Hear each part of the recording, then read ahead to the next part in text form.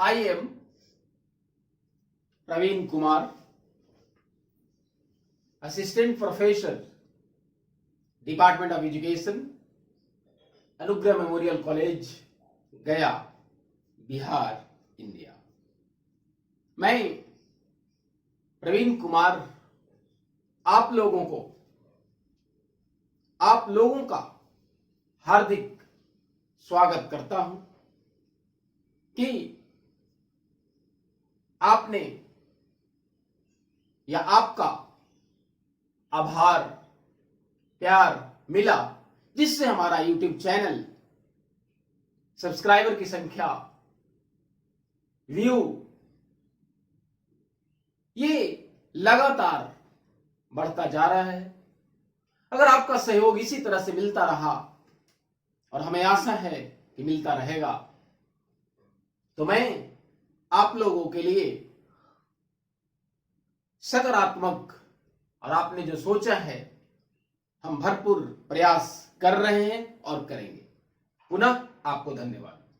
तो विशेष मांग के द्वारा डिमांड ऐसा था कि सर आप प्रैक्टिस सेट की डिमांड थी और मैंने प्रैक्टिस सेट ही लेके आया हूं, तो स्वागत है। चलिए हम लोग क्वेश्चंस बनाना शुरू करते हैं। तो आज हमारा ये study P entertainment CDP course, child development pedagogy CTET के लिए, and one more teaching aptitude practice set P01। आज हमारा प्रैक्टिस सेट 01 है। तो हम चलते हैं क्वेश्चन नंबर फर्स्ट से। क्वेश्चन नंबर फर्स्ट, ये हमारा क्वेश्चन नंबर फर्स्ट से चलते हैं। तो क्या है? बाल केंद्रित शिक्षा, चाइल्ड सेंटर अप्रोच की विशेषता क्या है? तो पहला है शिक्षक के द्वारा बल प्रयोग और मनोवैज्ञानिक नियंत्रण जो अधिगम पथ और व्यवहार को निर्धारित करता है। यहां पे जो बात है हमने आपको बताया है चाइल्ड सेंटर अप्रोच, इसमें हमने कहा है कि बालक के रुचि, आवश्यकता और क्षमता के अनुसार होगा। तो यहां पे बल प्रयोग, ये थोड़ा वर्ड निगेटिव सेंस है। तो चलिए दूसरा देखते हैं। शिक्षक बच्चों के अनुकूल तरीका निर्धारित करता है, सही है, और वे उसका पालन करते हैं, तब शिक्षक उन्हें उपहार देता है। तीसरा देखें, शिक्षक शिक्षा के मानदंडों के अनुसार पढ़ाता है। क्या ये चाइल्ड सेंटर अप्रोच है? शिक्षक के मार्गदर्शन और परामर्श से अपनी स्वयं की समझ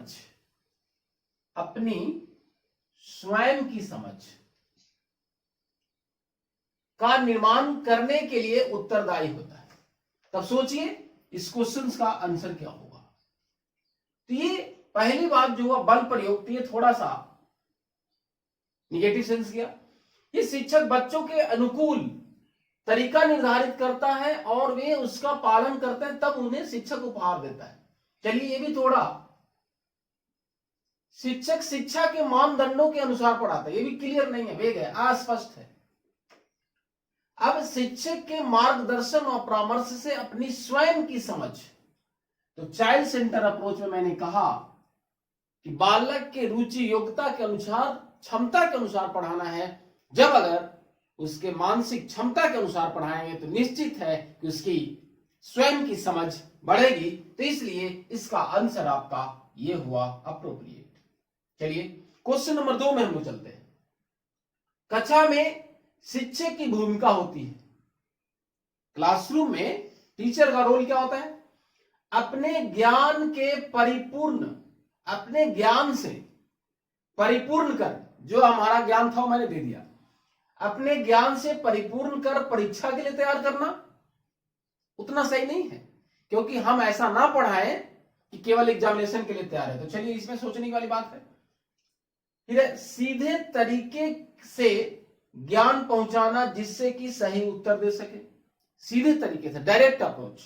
चलिए ये भी सोचने वाली बात है। समय सारणी को कठोरता से पालन करना, दैट इज नॉट गुड, क्योंकि समय सारणी में एक वर्ड बताया गया फ्लैक्सिबिलिटी, लचीलापन। तो जब ये कठोरता से पालन कर ही लेगा, क्योंकि समय जगह परिस्थिति के अनुसार वो स्थिति बदलती है, जैसे अब ऑफलाइन था अभी ऑनलाइन है, तो यहां पे ये एकदम निगेटिव सेंस में गया है। अब आगे देखिए, आधिकारिक अधिगम परिस्थितियां, ये थोड़ा सा आपको दिक्कत हो रहा होगा। आधिकारिक मतलब यहां पे बात है ऑथेंटिक लर्निंग सिचुएशन, ध्यान दीजिए। तो आधिकारिक अधिगम परिस्थितियां पैदा करना जो ऑथेंटिक है, जैसे चाइल्ड सेंटर अप्रोच में क्या कहा गया कि बालकों को रुचि क्षमता के अनुसार, या कहा गया कि बालक को आगमन विधि से पढ़ाए, ये ऑथेंटिक है, ये जनरलाइज है, प्रिंसिपल्स है पैदा करना, जिससे वे स्वतंत्र चिंतन की क्षमता विकसित करें, स्वतंत्र चिंतन की क्षमता आ सके, ये इंपॉर्टेंट बात आ रही है। तो ऑथेंटिक लर्निंग सिचुएशंस को पढ़ाएगा, तो हमारा जो क्वेश्चन नंबर 2 का था उसका आंसर हमारा ये हो गया, डी, है ना। चलिए अब आगे देखिए, राष्ट्रीय पाठचर्या की रूपरेखा, नेशनल करिकुलम फ्रेमवर्क, ध्यान दीजिए यहां पे NCF, national curriculum framework, full form है इसका, ध्यान दीजिएगा, पूछेगा हो सकता है। ये 2005 राष्ट्रीय पाठचर्या की रूपरेखा एनसीएफ 2005 में शिक्षक की भूमिका क्या कहा, क्या निर्देशन करता है, तो क्या परामर्श करता है, या सुगम करता है, या इनमें से कोई नहीं। तो एनसीएफ 2005 में कहा गया कि शिक्षक को इस तरह से क्लासरूम में अधिगम परिस्थितियां पैदा करना, फैसिलिटी प्रोवाइड कराना है कि बालक के अंदर ऑलरेडी पहले से अंतर्निहित शक्ति है, इसलिए उसका विकास आपको करना है। तो इसका आंसर हमारा सी हो गया, सुगम करता। अब आगे देखें हम लोग, क्वेश्चन नंबर 4 देखें, क्या है क्वेश्चन नंबर 4, बालकों को अपने अध्ययन में, बालकों को अपने अध्ययन में प्रयास अभ्यास करने हेतु प्रोत्साहित करने के लिए शिक्षकों को क्या चाहिए। कह रहा है कि बालकों को पढ़ने में, स्टडी करने में जो प्रैक्टिस और अभ्यास करना है, जिसमें हम प्रोत्साहित करते हैं, तो क्या है, बच्चों को अपने वातावरण में नियंत्रण रखना, आप अपने अनुसार उसको कंट्रोल करना, दैट इज नॉट गुड। एक बालक की तुलना दूसरे से करना, यह भी नहीं करना आपको। ये मनोविज्ञान सिखलाता है, ध्यान दीजिए, मनोविज्ञान सिखलाता है कि सबसे पहले तो एक शिक्षक और माता पिता एक बच्चे की दूसरे बच्चे से तुलना ना करें, क्योंकि उसमें हीनता की भावना आता है। क्या आता है भावना, हीनता, इनकम्प्लीट, इंफीरियरिटी कॉम्प्लेक्स फील होता है। चलिए कैंसिल। बच्चे को गृह कार्य ना करने पर डांटना, डांटना फटकारना भी नहीं है। तो अब आपको क्लियर हो गया कि बच्चे को अभिप्रेरित करना, तो इसलिए इसका आंसर ये होगा। चलिए नेक्स्ट क्वेश्चन नंबर 5, बालक के भावनाएं, इमोशन, है ना, अधिगम और अभिप्रेरणा, मोटिवेशन, है ना। तो बालक के भावनाएं, अधिगम और अभिप्रेरणा का तात्पर्य क्या है, सीखने में कोई भूमिका नहीं है, ऐसा नहीं कह सकते। सीखने के लिए भावनाओं को अलग रखना, बच्चे को सिखाना है तो इमोशंस को हम अलग दरकिनार कर दें, यह भी नहीं हो सकता है। प्रेरणा और सीखने के साथ भावना घनिष्ठ रूप से जुड़ा हुआ रहता है, सही है। कुछ नया सीखना ये बात पर निर्भर है कि हम कितने निपुण हैं।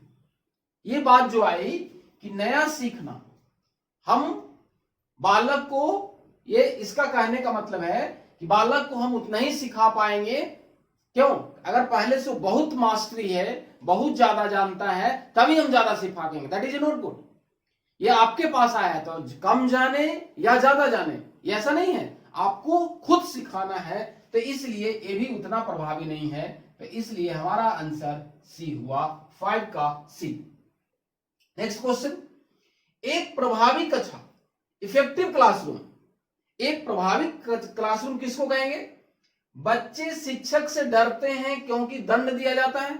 ना, दंड देने की बातें नहीं है। बच्चे शिक्षक का सम्मान नहीं करते और अपने अनुसार करते हैं। क्लासरूम में बालक टीचर का सम्मान नहीं करता, जो मन में आता है वो करता है, नहीं।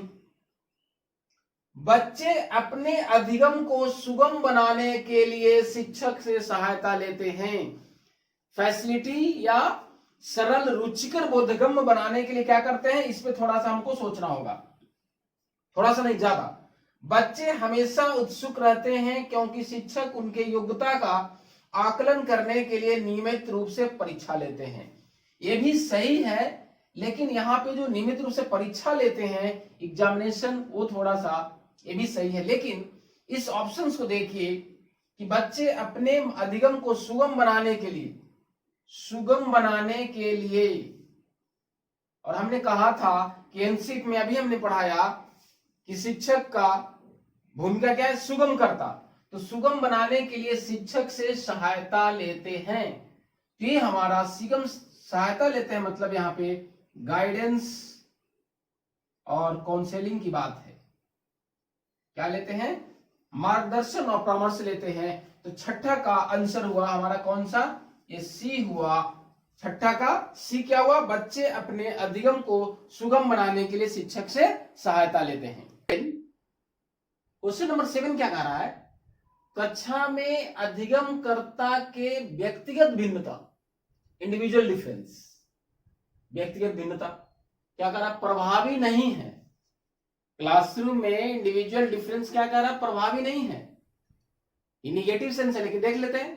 प्रभावी नहीं है क्योंकि शिक्षक को विविधतापूर्ण कक्षा को नियंत्रित करने की आवश्यकता है। ये कह रहा है कि इसलिए यूजफुल नहीं है क्योंकि ये डाइवर्सिटी को मेंटेन करना पड़ता है। हानिकारक है, लगभग सेंस है। प्रभावी नहीं है कह रहा है, हानिकारक नहीं, हानिकारक है, सॉरी, हानिकारक है क्योंकि विद्यार्थियों में द्वंद्व पैदा होता है, कंफ्लिक्ट, ना, नेगेटिव सेंस है।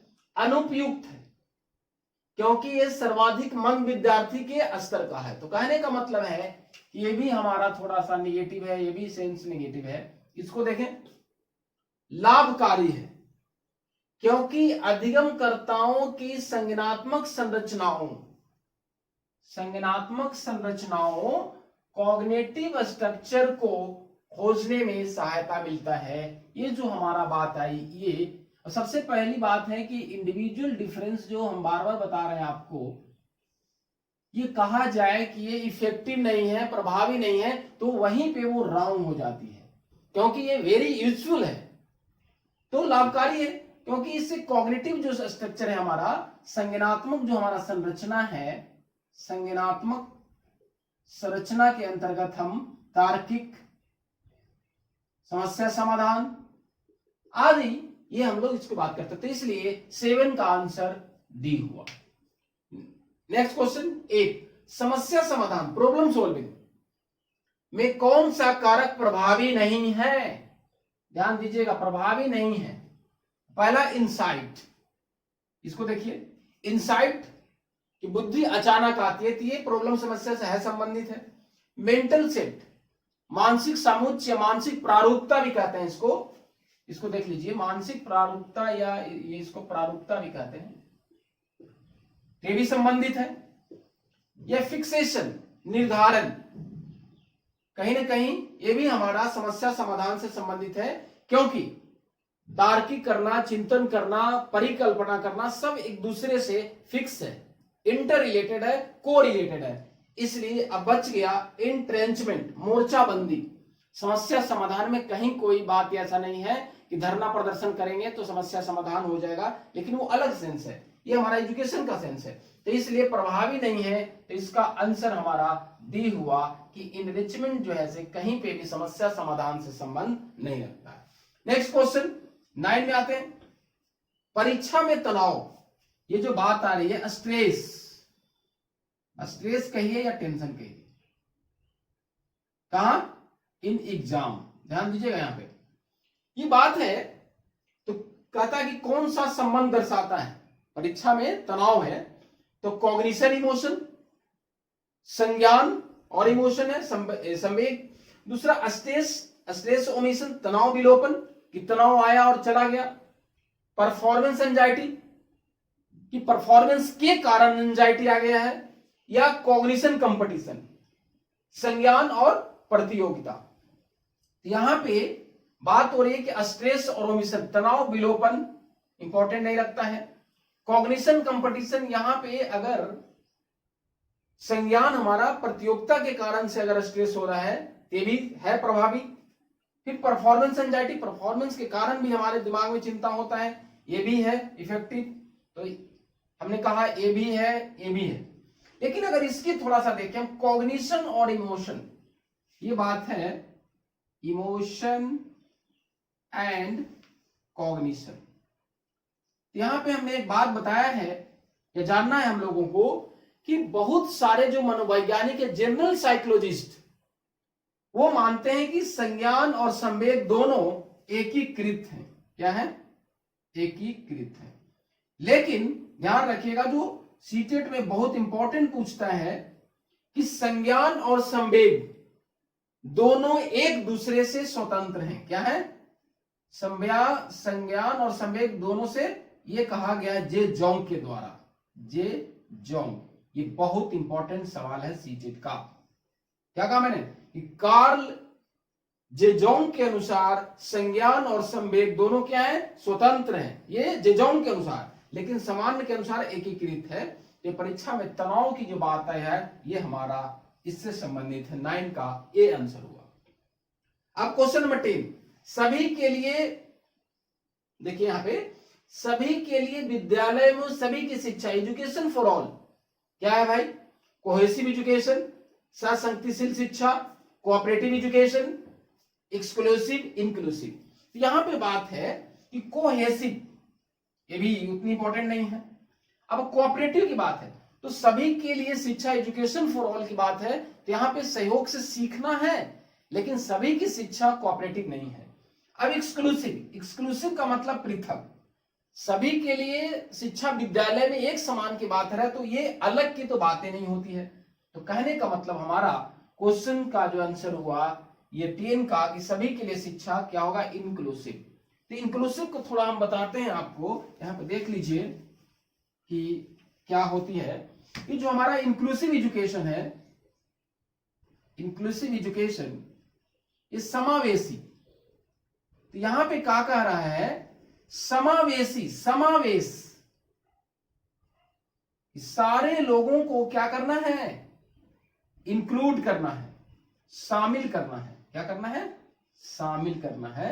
जिसमें विजुअल इंपेयर्ड है, हियरिंग इंपेयर्ड है, फिजिकली चैलेंज है, तो हमारा जो विद्यालय में सभी के लिए जो शिक्षा होगा ये इंक्लूसिव होगा। तो हम लोगों ने इस क्वेश्चंस को देखा 1 to 10, study P entertainment, CDP course और टीचिंग। ये मैंने प्रैक्टिस सेट 01, ये हमारा प्रैक्टिस सेट 1 आज कंप्लीट हुआ। धन्यवाद।